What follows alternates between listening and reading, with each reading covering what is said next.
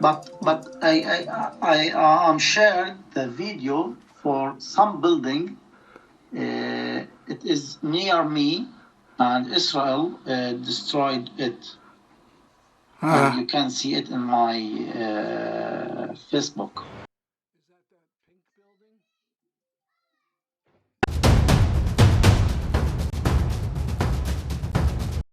Hello, my name is Stanley Heller. Welcome to the Struggle Video News.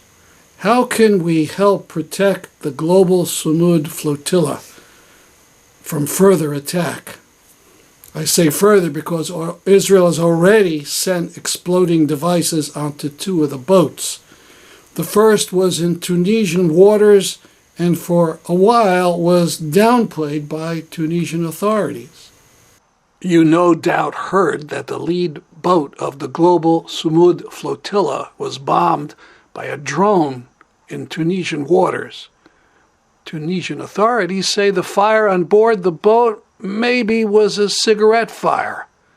Here's a video recorded by another boat in the flotilla of the attack.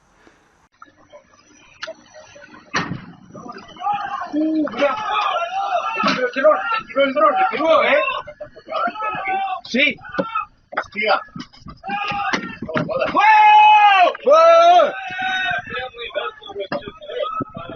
Cigarette fire like hell. Italian workers are threatening to stop handling Israeli goods if Israel blocks the flotilla. Excellent. There's been a second attack, and now the Tunisian authorities admit it is an aggression. Here's one small thing you can do. It's been suggested by Veterans for Peace and Ralph Nader. Call Senator Blumenthal. He often calls and speaks with Prime Minister Netanyahu. Blumenthal has clout. Now, he hasn't expressed support for Palestinian rights in the past, but he's a politician and he must know that the tide of sentiment for Palestinian lives is at its peak. Call his answering machine at this number and ask him to telephone Netanyahu and insist that there be no murders of the people on the boats of the flotilla. This number again is 202-224-2823. You've no doubt heard that Israel is bombing apartment house towers in Gaza City. Israeli analyst Anas Arafat wrote this in Haaretz. Quote, on Friday morning, the IDF bombed a high-rise building in Gaza City, shortly after warning its residents to evacuate. Another strike took place Saturday. Both took aim at what the military calls super targets, multi-story buildings whose destruction is visible from afar and mainly intended to cause panic among the Palestinian population. The IDF General Staff is concerned that not enough residents are fleeing the city ahead of the imminent operation. End quote. So forget the propaganda story of Hamas terror towers. The IDF wanted to cause panic among the Palestinian population to assist in their criminal depopulation of Gaza City. Let me just emphasize that the claim that these are Hamas towers is crude propaganda. The IDF simply wants the people of Gaza City to flee or be exterminated. Speaking of lies, U.S. Senator Chris Van Hollen exposes another false claim. This is a big lie. The claim that when the UN organizations were delivering food to Palestinians, civilians, that it was being systematically diverted to Hamas. I want to say loudly and clearly, this is a big lie. The systematic part of that. The systematic, but that is their claim. They claim that essentially large amounts of aid are being diverted to Hamas. What we know now from testimony of American officials, Cindy McCain, and just this week, high-level Israeli military officials is that there's no evidence to support that. USAID just released a report saying there's no evidence to support that. So what the Netanyahu government did was scrap a delivery system that was working at delivering food and assistance in favor of this other effort. That was a pretext, this claim that Hamas was systematically diverting food. The real goal of this other effort is to use food as a weapon of war and population control. That's a violation of international law. Yes, it is. Last week, our program featured a call by activists for the UN to create an armed protection force for Palestinians. A few days ago, our parent organization, the Middle East Crisis Committee, put out this press release after it adopted a resolution. At its 9/11/2025 meeting, the membership of the Middle East Crisis Committee voted a resolution entitled Create a United Nations Armed Protective Force for Palestine. The members believed it would be an effective and vitally necessary way to stop the genocide being committed by Israeli forces. This is the wording of the resolution. As member states begin negotiations on a widely anticipated UN General Assembly vote under Uniting for Peace, President Gustavo Petro of Colombia has called for allied states to establish an armed protective force to stop Israel's genocide of Palestinians. We support this initiative and issue three key demands. 1. Urgently protect the Global Sumud Flotilla. 2. Demand removal of Israeli military forces from Gaza. And 3. Immediately establish and deploy a United Nations Armed Protection Force for Palestine. Last week we showed you the trailer for a documentary by Al Jazeera created by an Australian Jewish journalist, Anthony Lowenstein. It's called Germany's Israel Obsession. It's just 50 minutes long, and you could watch it for free on the web. Just scan this link or find it in the Palestine-Israel archive of links on thestrugglevideo.org.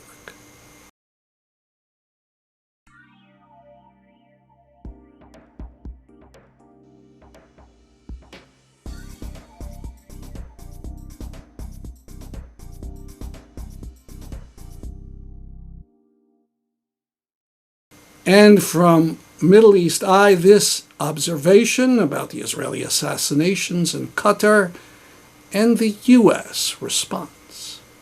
In this case, the Hamas negotiating committee was convening to discuss a ceasefire proposal written by Trump himself.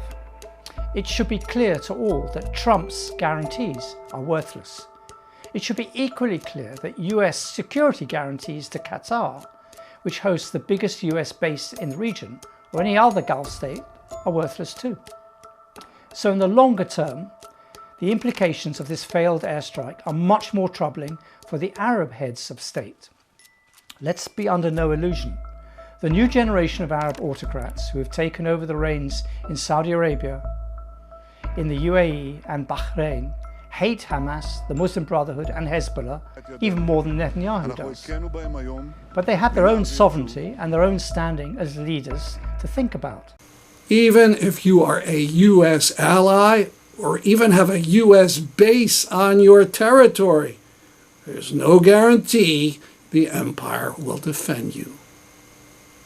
The bulk of our program will be an interview I did a few days ago with Anas Arafat in Gaza City. It's September 12th, 2025. I'm speaking again with Anas Arafat, who is in Gaza City, who trained as a lawyer, who gives out food and water as part of Plant the Land, and who has lost many, many of his family to Israeli bombs. Good evening, Anas. Good evening, Stan. I'd like to start off with something inspiring. You organized a festival for children. I think it was about a week ago. Can you talk about that? Yeah, this festival for children for the end of the school year, we made it to make them happy and because they have a pressure, they will have exams under the attack from Israel, under the war, and they are studied too much to have a good marks. And thankfully, all of them had a high marks, and we made it like a gift from the Freedom Education Center for the children. And really, children were happy.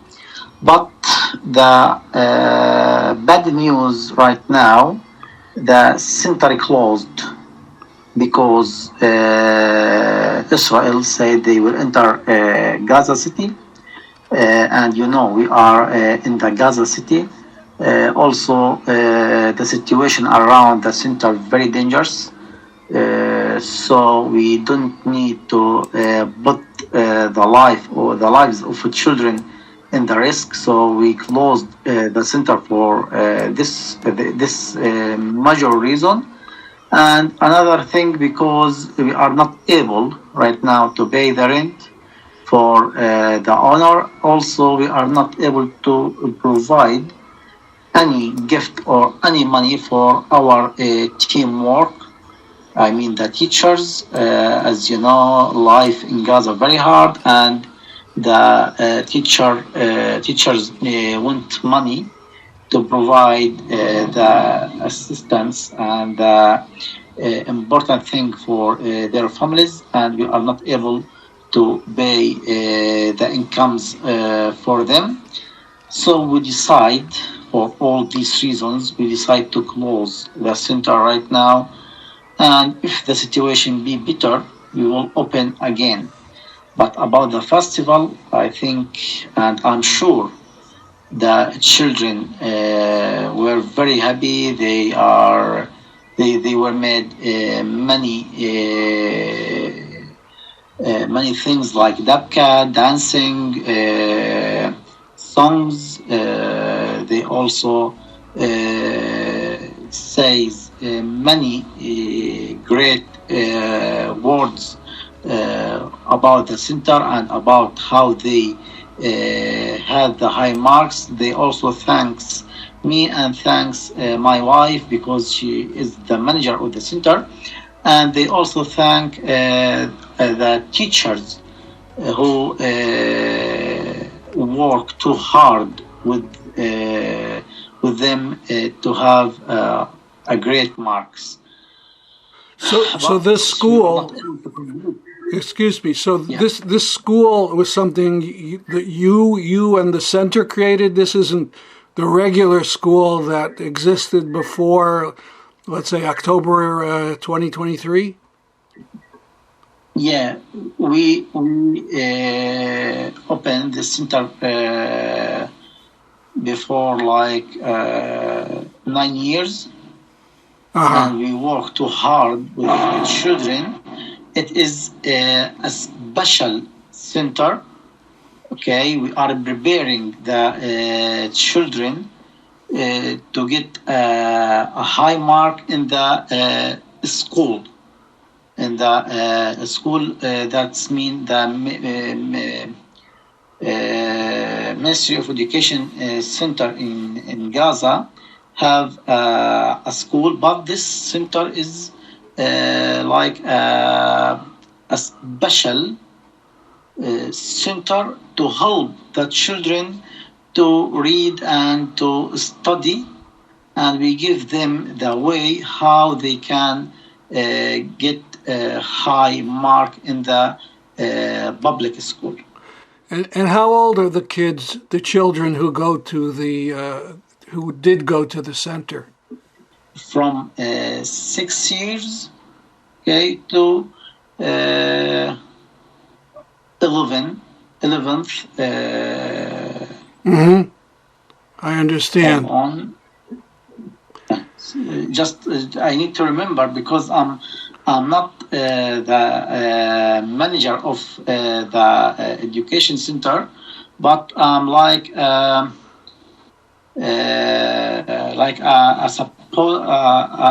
donor. They or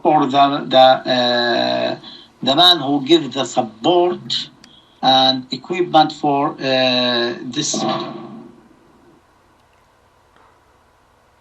Anas? Anas? We had to stop for a second. We heard noises. Is that bombing? Yeah. Oh. I'm sorry. So you were, let's continue. You can hear now another bomb. Yeah. I thought I heard one before, but I didn't want to say anything. So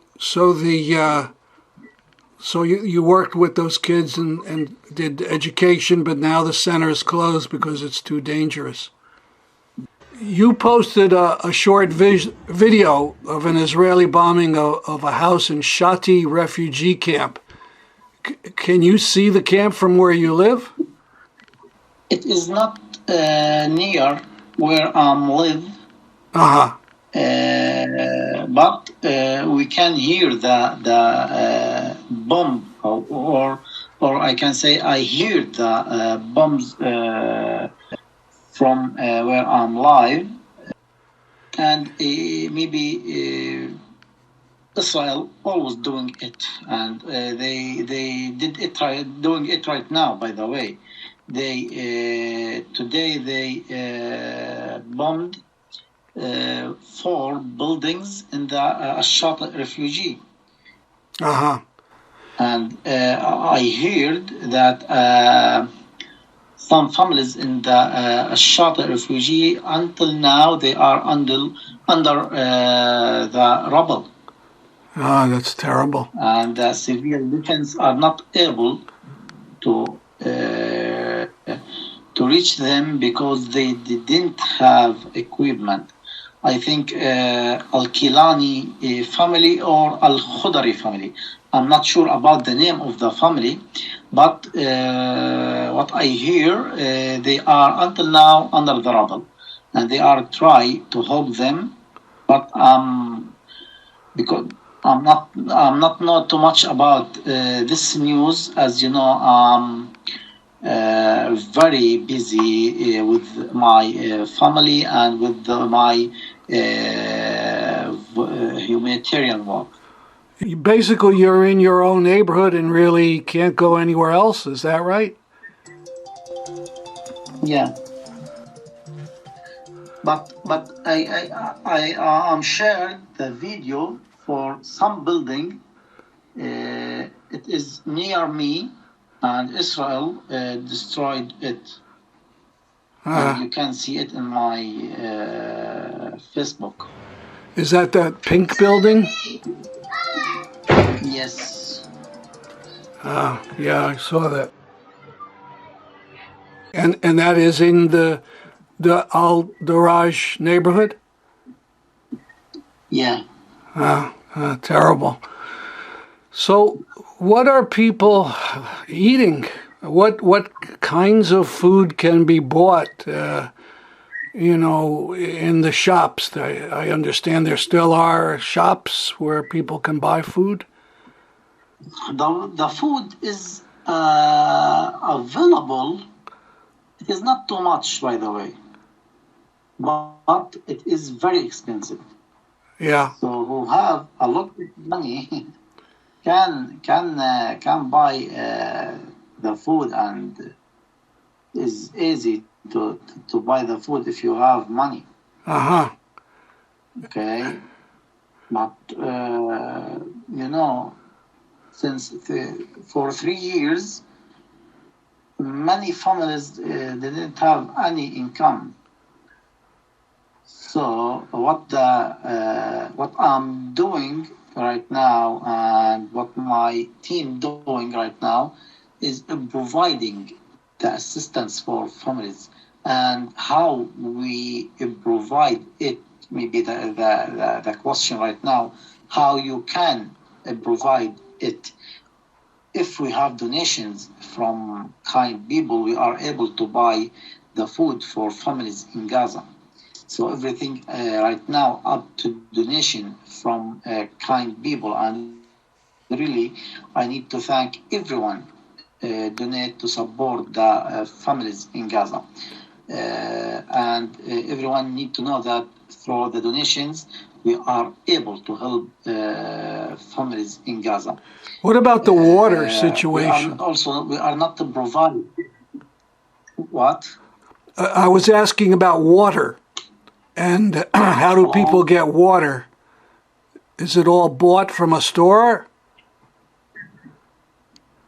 No, the water, we are going to a station in Gaza, okay, and we provide the fuel for a station, and we pay money for trucks to have the clean water from this station, to put the clean water in the trucks and going to neighborhoods in Gaza to provide the water for families.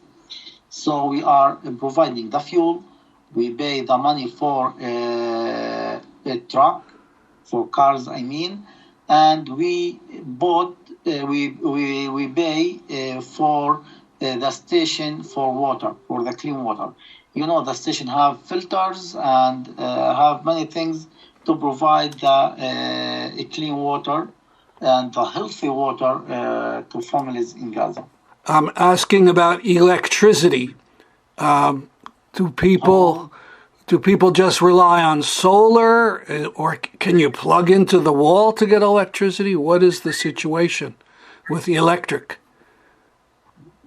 Yeah, generator. We are using the generator.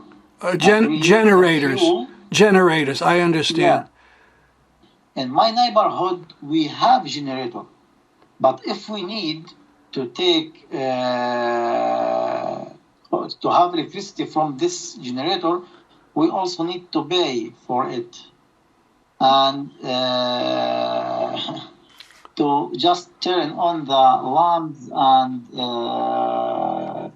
TV, we need each day like $1,500 just to turn on the electricity in the apartment. Wow. My final questions about children, your own children. You have 3 and then your niece. So how are they doing as kids, as children? To be honest, life with children in this situation too hard. It is hard more than anything. They need food. They need to play. They need to watch in the TV. They need a sweet. And right now, no one can provide it for children. To tell you that it's hard to provide fruit or sweet or candy or anything for children right now. I don't like to go with my children to shops because they always or they will cry. I mean, because they see the fruit, the candy, the sweet, and not able to provide it for them because it is expensive. But just buy the necessary thing like flour, like salt, sugar, tomato sauce, beans. This is what necessary things right now. It is hard to say no to your children they say, Dad, I need chocolate, and you say, no, I cannot buy it now because I don't have a lot of money. Dear son or daughter, or for my niece, she is orphan, and I'm not able to provide what she wants. She needs clothes. She is a girl, and she needs clothes. She needs also food and many things, but I'm not able to provide everything for her or for my children. So the situation right now for my children, for my niece, and for everyone in Gaza is very hard, because you are not able to provide what they want. And I don't know how I can explain the situation for my children. Yeah, it must be very hard. Sometimes we tell them to sleep early because we are not able to provide the 2 meals or 3 meals each day. So we tell them to sleep, and tomorrow you can eat the breakfast or the lunch. So they just eat some days one meal, and some days 2 meals. That's if we have enough money. That's our program for today. See you next week at this time. I'm Stanley Heller for the Struggle Video News.